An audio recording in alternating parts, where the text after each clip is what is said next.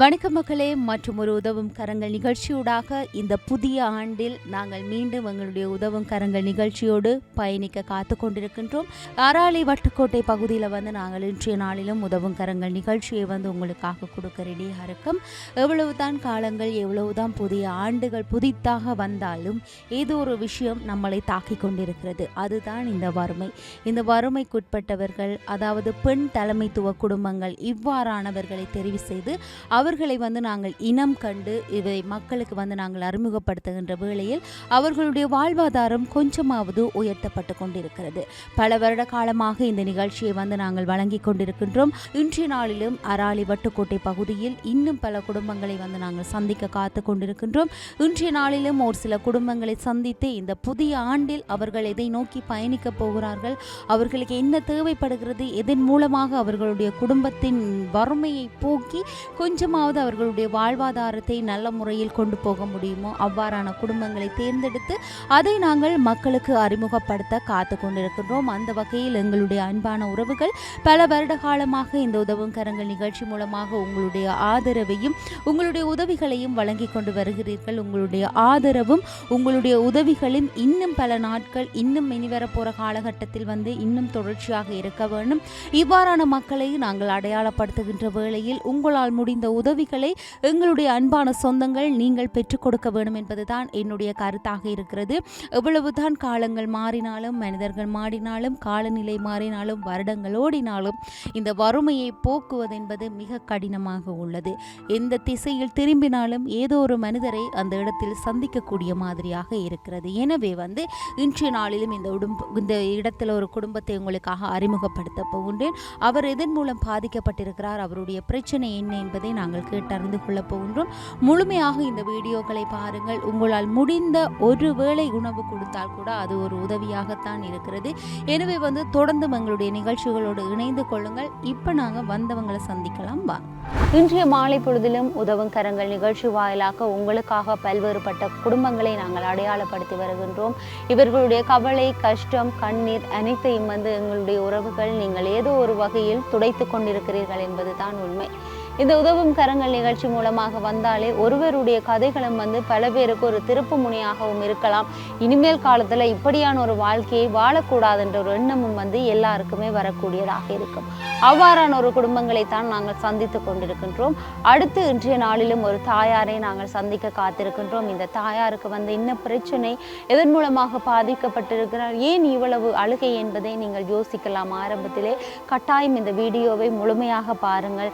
இவ்வாறானவர்களுக்கு தான் உங்களுடைய உதவிகள் தேவைப்படுகிறது. இருப்பவர்களுக்கு தொடர்ச்சியாக கொடுத்து கொண்டிருக்காமல் இல்லாதவர்களுக்கு ஒரு சின்ன உதவியை நீங்கள் வழங்கினாலும் அவர்களுடைய வாழ்க்கை செழிப்பாக மாறும் என்பது உண்மையான ஒரு விடயம்.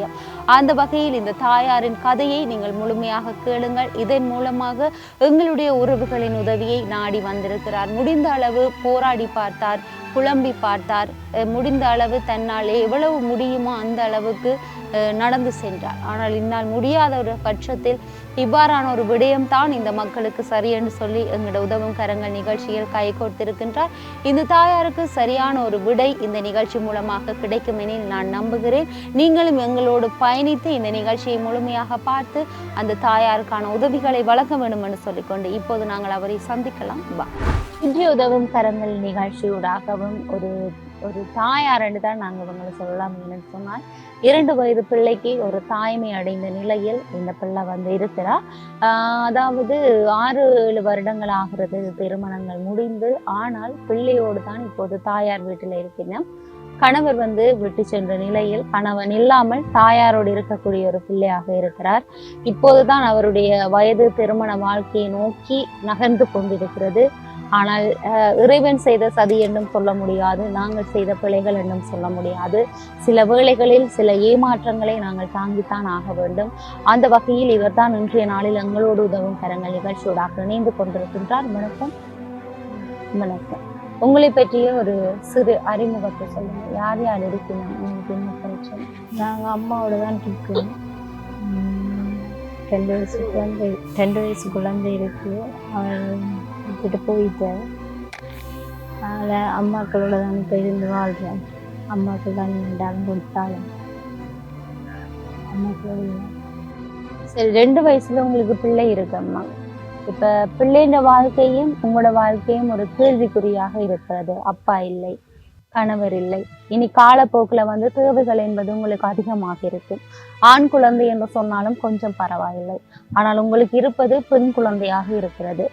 உங்களுடைய சகோதரர்களின் உதவி உங்களுக்கு அதிகமாக இருக்கிறதா, இல்லாட்டி தாயாருடைய கூலி வேலைக்கு சென்றுதான் உங்களுக்கு உதவிகள் கிடைக்குதா? அம்மா தான் கூலி வேலைக்கு சென்று பார்க்குறேன். சரி, நீங்க என்ன படிச்ச நீங்க? 9ஆம் வகுப்பு தான் படித்தேன். 9ஆம் வகுப்பு படிச்ச நீங்க. லெவல் நீங்கள் எடுக்கல. சரி, அப்ப உங்களுக்கு வேலைக்கு போற இது இருக்கா? குழந்தைய விட்டுட்டு குழந்தை 2 வயசு தான், அதால போவே இல்லை. சின்ன பிள்ளைங்க சொன்னேன், குழந்தையோடைய தான் இருக்கேன். அப்ப வீட்டு வேலையெல்லாம் நீங்க தான் செய்கிறதா? அம்மா வேலைக்கு போனது நான் தான் செய்கிறேன். அம்மா வீட்டில் இருந்தால் குழந்தைய பார்த்து நான் செய்கிறேன். சரி, இருக்கிற வீடு என்ன மாதிரி? சொந்த வீடு, சொந்த காணியில தான் இருக்கிறீங்களா? இல்லாட்டி அம்மா கிட்ட சொந்த காணி தான். அவைக்கும் சஜித் கொடுத்த வீட்டுக்கிட்டத்தால சின்ன கொட்டில் வீடு தான் போட்டிருக்கு, அதில் தான் இருக்கிறேன். சஜித் கொடுத்த வீட்டுக்கிட்டம், அதனால் சரியாக கட்ட இல்லை. கட்ட வீட்டில் தான் இருக்கேன். அப்போ எவ்வளோ காலம் இருக்கு சொந்த வீட்டில் நீங்கள் இருக்கிறது? அம்மா கிட்ட கொட்டில் வீடு போட்டது. இப்போ நான் விட்டுட்டு போனதுனால இருந்தாங்க. சரி, திருமணமான காலகட்டத்தில் இங்கே இருந்தீங்க? வாடகை வீட்டுக்கு வாடகை இந்த ஊர்ல தான் வாடகை வீட்டுல வந்து இருந்தீங்க. சரி, அப்ப இப்ப வந்து உங்களோட கணவன் தொடர்பு எதுவுமே உங்களுக்கு இல்லை. அப்ப அனைத்து செலவும் வந்து உங்களோட தாயார் தான் பார்த்துக்கணும். இனி நீங்க என்ன செய்யறதா உங்களுக்கு ஐடியாவில் இருக்கிறீங்க? உங்களோட வாழ்க்கை இதை நோக்கி பயணிக்க போகுது. அம்மாக்களோட தான் இருப்பேன். லைஃப்ல உங்க அம்மாக்களோட தான் இருக்க போறேன். சரி, திடீரென்று உங்களோட கணவன் வார 2 வருஷம் சேர்ந்து வாழலாம் என்ற ஒரு கட்டம் வரும்போது உங்களோட முடிவு என்ன? போக மாட்டீங்க என்று சொன்னா, ஆல்ரெடி உங்களுக்கு அப்படி ஒரு பிரச்சனை நடந்ததால இனிமேலும் அவ்வாறு நடக்கலாம் என்றதுக்காக உங்களோட முடிவு அதுவா இருக்குது. சரி, நல்ல ஒரு விஷயம். நீங்க எடுத்த அந்த 2வது டிசிஷன் கூட நல்லா இருக்குது. ஏன்னு சொன்னா, ஒரு முறை ஏமாற்றப்பட்டு விட்டால் மீண்டும் ஏமாறக்கூடாது அந்த இடத்துல. ஏன்னு சொன்னால், இப்ப நீங்க எனக்கு ஒரு தங்கச்சியா இருக்கிறீங்க. நீங்க இப்பதான் படிச்சு கொண்டிருக்கிற வயசு. இனி ஒரு 2 வருஷம் போகத்தான் திருமணத்தை நோக்கி பயணிக்கக்கூடிய ஒரு வயசு. ஆனால் இந்த வயசுல நீங்க இவ்வளவுக்கு ஏமாற்றப்பட்டு குழந்தையோட வந்து இருக்கிறீங்கன்றது ஒரு வேதனைக்குரிய ஒரு விடயமாகத்தான் இருக்கிறது. அது நாங்கள் நினைத்து நடக்கிறதோ இல்லைன்னு சொன்னா, நினைக்காமல் அது நடக்கிறதோ என்பது தெரியவில்லை. இருந்தாலும் பரவாயில்லை. இனி வரப்போற நாட்கள்ல வந்து உங்களுடைய வாழ்க்கையை வந்து நீங்கள் சரியான முறையில் கவனமாக பயணிக்க வேண்டும் என்று சொன்னால், இந்த வாழ்க்கை ஒரு காத்தால் அந்த பயணம் மிகவும் கடினமாக இருக்கும். அதுல நீங்கள் செல்லுகின்ற பாதை சரியானதாக இருக்கும். சரி, அடுத்த விஷயம், உங்களுக்கு வந்து இப்ப உதவியோட சொல்லி பார்க்க என்ன விஷயம் தேவைப்படுது? பிள்ளைக்கு தான் சில வழிகள் இருக்குது. சரி, பிள்ளைக்கு என்ன மாதிரியான சில எல்லாம் தேவைப்படுது சொல்லுங்க.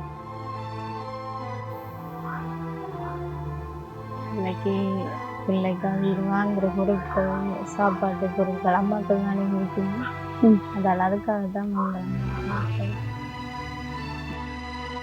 மொத்தத்துல உங்களுக்கு இந்த பிள்ளைகளுடைய தேவைகளை வந்து பூர்த்தி செய்யணும் என்பதற்காக அதுகள் தான் உங்களுக்கு தேவைப்படுது.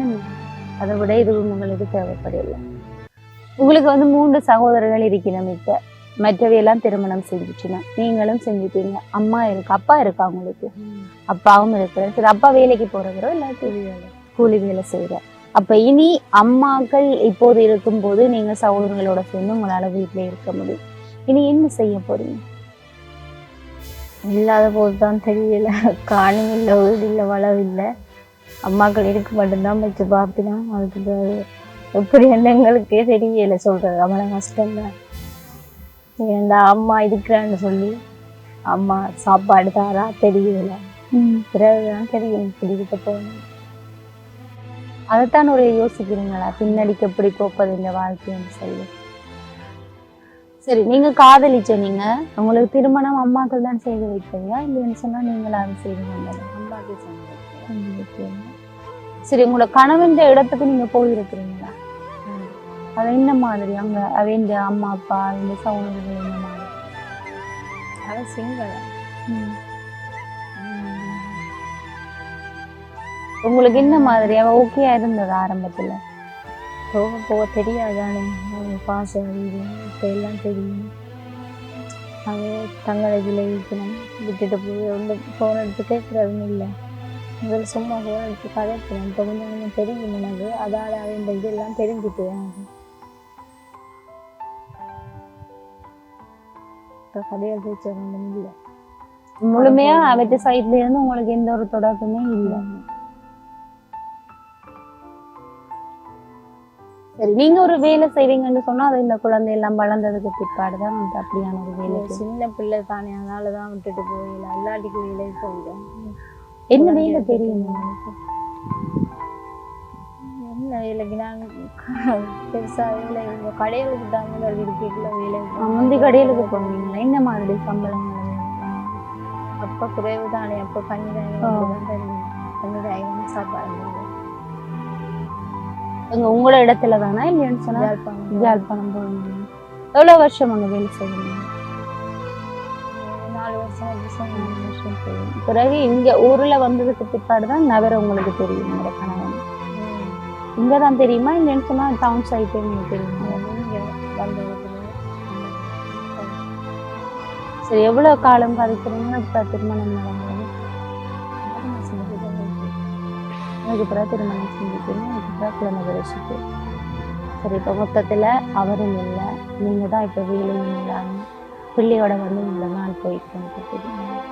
சரி, அப்போ உங்களுக்குண்டு சொந்த வீடு சொந்த காணி இல்லை, அம்மா இந்த வீட்டை தான் இருக்கிறீங்க. அப்போ அம்மாக்கள் இந்த மாதிரியாகவே இந்த வீடுகள் 3 பிள்ளைகளை ஏற்கனவே 3 சகோதரர்கள் இருக்கிறாங்க உங்களுக்கு. எல்லாரும் அந்த வீட்டை இருக்க போதிய அளவு இருக்கா? சொந்த காணியா இல்லைன்னு சொன்னால் இந்த மாதிரி? காணி சொந்த காணி தான். வீடு சின்ன வீட்டில் தான் வாழ்றேன். அம்மாக்களுக்கு வீட்டு தினங்கிட்ட சரியா கொடுக்காது. சின்ன குடிசையில் வந்துட்டு அம்மாக்களுக்கு நான் இருக்கிறேன் சேர்ந்து. அப்போ அறையல் எல்லாம் இல்லை அப்படியே? அறை இதுக்கு சும்மா கதவுகள் அதுகள் ஒன்றும் இல்லை, சும்மா நூம்பலாம். சரி, உங்களோட 3 தம்பியாக்களும் என்ன செய்யணும்? தம்பியாக்கள் ஒரு ஆள் கடைசி பண்ணி படிச்சுட்டு இருக்கிறாங்க. என்ன கிளாஸ் படிக்கிறேன்? அது ரிசர்ச் கணக்காரு. வீட்டில் இருக்க மற்ற தம்பியாக்கள் கூலி எழுதுட்டாங்க. போகிறேன். எத்தனை வயசு 3 பேருக்கு?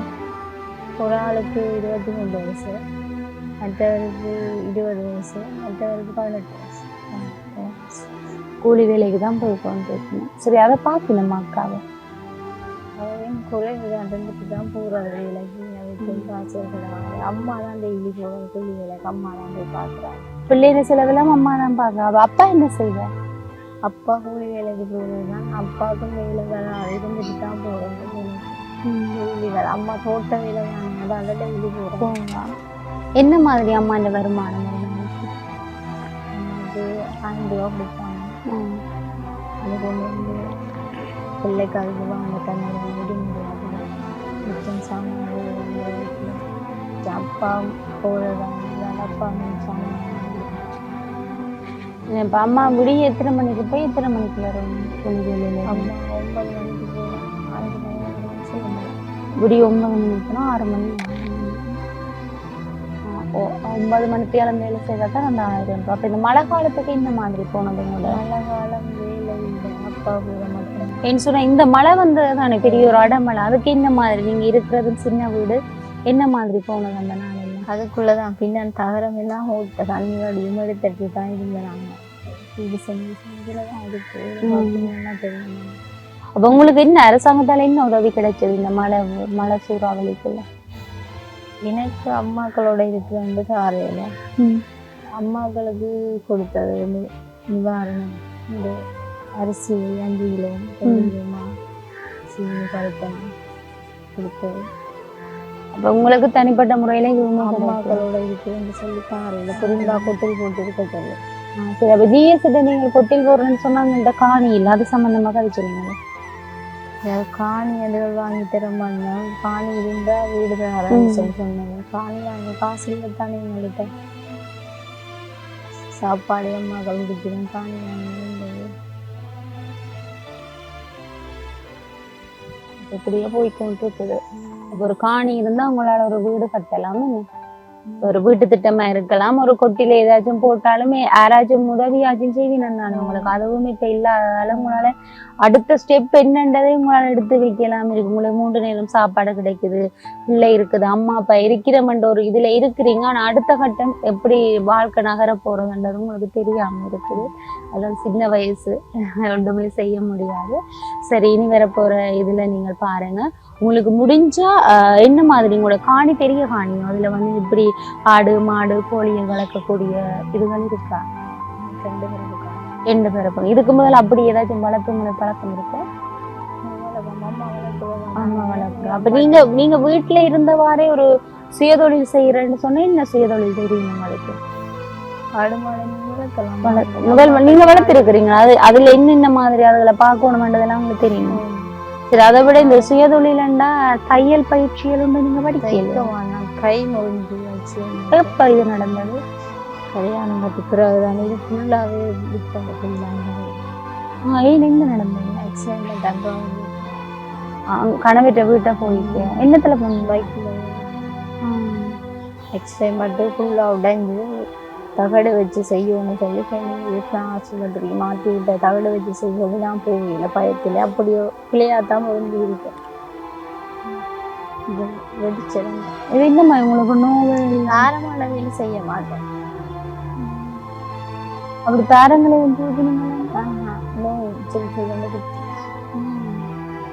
இது நீங்க நேரத்துக்கே காட்டியிருந்தா அதுக்கு ஏதாச்சும் பார்த்துருக்கலாம். அப்ப பிள்ளையே இந்த மாதிரி அவரெல்லாம் தூக்கி செய்யக்குள்ள ஓகேயா இருக்காங்க. குழந்தைய தூக்குவாங்க. நான் 2 வயசு பிள்ளை தானே, சின்ன பிள்ளை தானே. நான் பாரங்களை வேலையை செஞ்சேன். உடுப்போ எல்லாமே தோட்டமான தோட்ட கொடுத்தேன். ஸ்டைல சொல்லி இனி நீங்க திருப்பி இதை கொண்டே காட்டினாருக்கான இதுகள் இருக்கும். தகடு வைக்க எவ்வளவு காலம் உங்களுக்கு நடந்து? நடந்து 4 வருஷம். அப்ப நீங்க திருமணமான ஆரம்பத்துல நடந்திருக்குது. நீங்க அந்த நேரம் இனி நீங்க கொண்டே காட்டினா பொருந்துறதுன்றது கஷ்டம். என்ன உடனே பொருத்தோணுமே தவிர அதை திருப்பி 1 வருஷமோ 6 மாசம் கழிச்சு பொருந்தாதுன்னு தான் நான் முடிஞ்சா நீங்கள் சின்ன பிள்ளை தானே ஒருக்கா காட்டி பார்க்கலாம்னு சொல்லி நான் நினைக்கிறேன். சரி, அப்ப உங்களுக்கு இப்ப ஒரு காணி இருந்தா அதுல ஒரு கொட்டில போட்டாலாச்சும் உங்களுக்கு இந்த அரசாங்க ரீதியில கிடைக்கிற ஒரு வீட்டு திட்டமா ஏதாச்சும் உங்களுக்கு வாங்கலாம். இப்ப எங்களை காணி வாங்கணும்னா இந்த மாதிரி காணி வாங்குறேன்னா இங்க ஒரு பரப்பு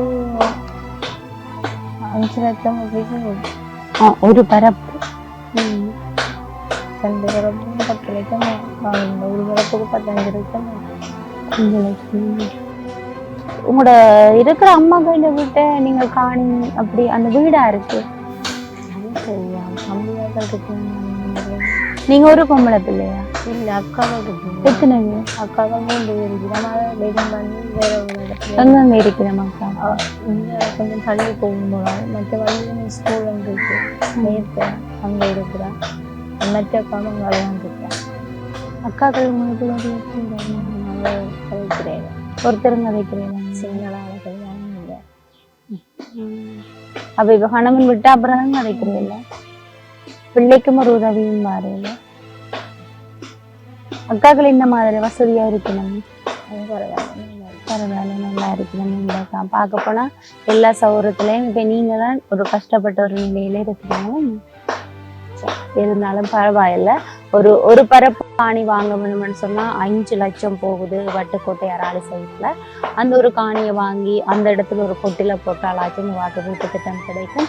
இப்ப இந்த பிள்ளை யோசிச்சு கொண்டிருக்கிறது என்னன்னு சொன்னா, அம்மா அப்பா இல்லாத காலகட்டத்துல என்ற வாழ்க்கை என்ன ஆகும் என்பதுதான் அவன் ஒரு கேள்வியாக இருக்கிறது. எனக்கு இது பெரிய ஒரு கேள்விக்குறியாக இருக்கிறது. சிறு வயதில் திருமணத்தை செய்து ஏமாற்றப்பட்டு ஒரு பிள்ளையோடு வந்து ஒரு என்ன சொல்றது, தனிமையான ஒரு பாதையில நிற்கிறான்னு தான் சொல்ல முடியும். அதுவும் ஒரு பெண் குழந்தை இருக்கிறது இந்த பிள்ளைக்கு. பெண் குழந்தையோடு தன்னுடைய வாழ்க்கை எப்படி இருக்க போகுது, அதோட வந்து மொழி தெரியாத ஒரு நபரை திருமணம் செய்து ஏமாற்றப்பட்டுள்ளார். இப்போது அவர்களுடைய தொடர்போ அந்த கணவனுடைய சைட்ல இருக்கக்கூடிய பெற்றோர்களுடைய தொடர்போ எதுவுமே இல்லை. இப்போது தனித்த ஒரு நிலைமையில தான் இந்த பிள்ளை காணப்படுறா. அவ கேட்கறது ஒரு விஷயம், பிள்ளைய பார்க்கக்கூடிய மாதிரி பண வசதி பொருள் வசதி அப்படி இல்லை என்று சொன்னால், எதுவுமே இல்லை என்று சொன்னால், ஒரு பரப்பு காணியே வேண்டினால் அதுல என்னால் முடிந்த அளவு கொட்டில போட்டு கேட்டு பெற்று ஒரு வீட்டு திட்டத்தை வாங்கி அந்த இடத்துல வாழ முடியும் என்பது தான் அந்த பிள்ளையுடைய ஒரு விருப்பமாகவும் இருக்கிறது, அதுதான் ஒரு ஏக்கமாகவும் இருக்கிறது. முடிந்தால் பார்க்கலாம், எங்களுடைய சொந்தங்கள் உதவி செய்ய காத்து கொண்டிருக்கின்றார்கள். எங்களுடைய உறவுகள் அவர்களுக்கான உதவியை வெகு சீக்கிரத்தில் நீங்கள் பெற்றுக் கொடுக்க வேண்டும். விடை தேடி வந்திருக்கிறார்கள் உதவும் கரங்கள் நிகழ்ச்சியில். அந்த விடையை எங்களுடைய அன்பான சொந்தங்கள் நீங்கள் கொடுக்க வேண்டும் என்பதுதான் என்னுடைய விடயமாக இருக்கிறது. தொடர்ந்தும் நீங்கள் டான் தமிழோடு நிகழ்ச்சிகளோடு இணைந்து கொள்ளுங்கள். இதுபோல் அடுத்த வாரம் இன்னொரு நிகழ்ச்சியூடாக உங்கள் அனைவரையும் சந்திக்கும் வரையில் உங்களிடத்திலிருந்து விடைபெற்று செல்லும் நான் ஈஸ்வரன் சுரேகா. நன்றி.